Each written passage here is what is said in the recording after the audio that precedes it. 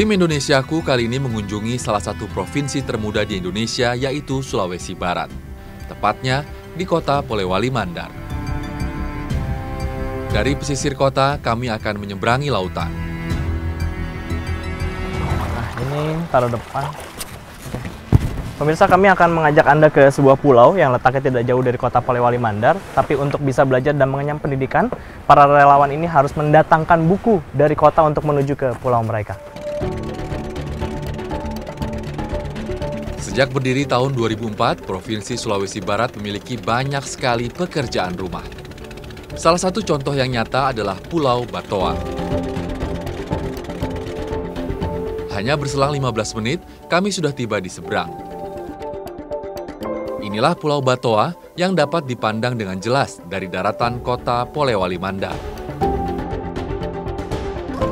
Belum juga kapal merapat, anak-anak Batoa berlari menyambut kedatangan perahu pustaka. Antusiasme mereka begitu tinggi menerima kedatangan para relawan dengan alat belajar dan buku-buku. Anak-anak Batoa juga belum lama merasakan pendidikan dasar dan menengah. Jangan bayangkan generasi sebelumnya. Mereka mau tidak mau harus menyeberangi lautan menuju Polewali Mandar untuk dapat bersekolah. Atau pilihan lainnya adalah putus sekolah. Jadi mau gambar siapa nih? Siapa nih perahu nih? Bapak ya? Bapak lagi mancing nih ya? Jadi pemirsa senang sekali melihat mereka bisa menggambarkan apa yang menjadi imajinasi mereka selama ini. Karena hal inilah yang perlu dipikirkan oleh para pemangku kebijakan publik bahwa masyarakat di pulau terkecil dan sejauh apapun juga berhak mendapatkan pendidikan yang layak. Apalagi mereka yang letaknya dekat dari perkotaan. Kita lanjut warnai lagi ya semua ya? Oke.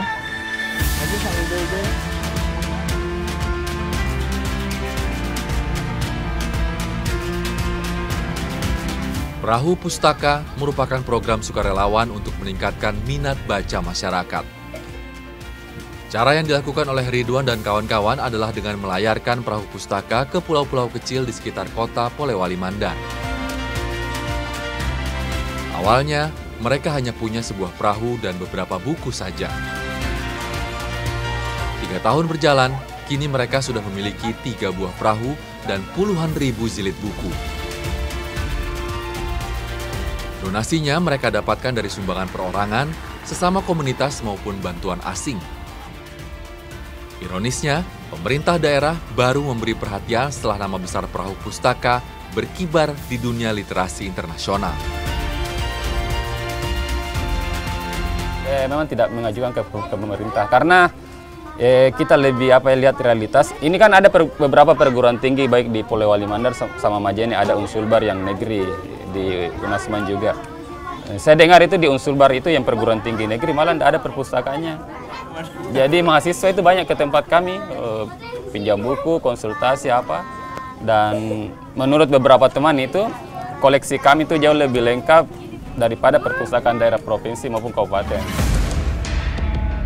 Kegiatan membaca ini rutin berlangsung setiap pekan dengan durasi 2-3 jam untuk sekali kunjungan. Karena setelah dari Pulau Batoa, para relawan harus kembali membawa buku dan alat belajar ke pulau lainnya yang membutuhkan perhatian.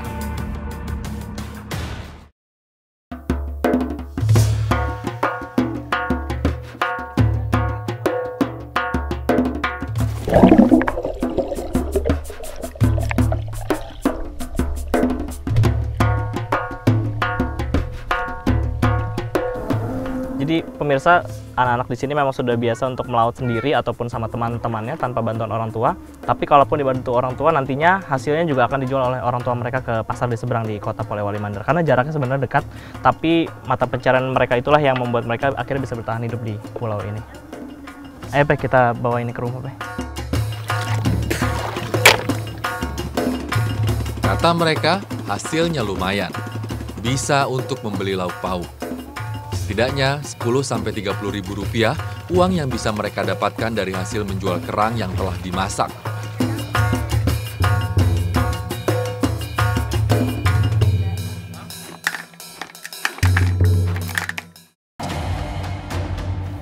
Penghasilan masyarakat Pulau Batoa sepenuhnya bergantung pada hasil laut. Jika musim sedang tidak bersahabat, maka warga kesulitan untuk menyambung hidup dalam waktu lama. Jika kita melihat lebih dekat, masyarakat Pulau Batoa belum bisa mengakses kebutuhan dasar dengan baik. Seperti ketersediaan air bersih yang menjadi salah satu kesulitan terbesar mereka saat ini. Pada Dusun Kapejang, dapat saya temukan warga yang hilir mudik menuju ke sebuah tempat. Saya mengikuti mereka berjalan sekitar 800 meter dari pemukiman warga. Begitu tiba, saya melihat ada banyak sekali jerigen air yang ditaruh begitu saja di sekitar sumur. Anehnya tidak ada satupun orang yang mengantri di sini. Kosong ya? Kosong airnya. Nah, terus kalau airnya nggak ada, gimana? Satu hal yang membuat saya terkejut adalah tidak adanya air di dalam sumur ini. Kami hanya melihat ada sedikit genangan di dasar sumur dengan banyak jerigen bergantungan di atasnya. Berarti kalau tidak ada air ini, kita hanya taruh jerigen ini ya? Iya. Ini ya? Pulangnya? Pulangnya kosong. Pulangnya kosong, tidak Iya. bawa apa-apa ya? Pemirsa, ini adalah cara mereka untuk menentukan mana dari mereka yang berhak untuk mendapatkan air terlebih dahulu. Jadi jerigen yang di paling bawah adalah antrian pertama istilahnya. Kemudian jerigen di atasnya, kemudian jerigen di atas lagi, dan terakhir adalah jerigen-jerigen yang antri di luar sumur ini.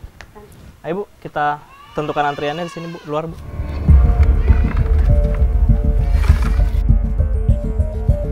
Setelah menaruh jerigen kosong ke dalam antrian yang sudah ditentukan, Mariani meminta saya membawa jerigen yang sudah berisi air.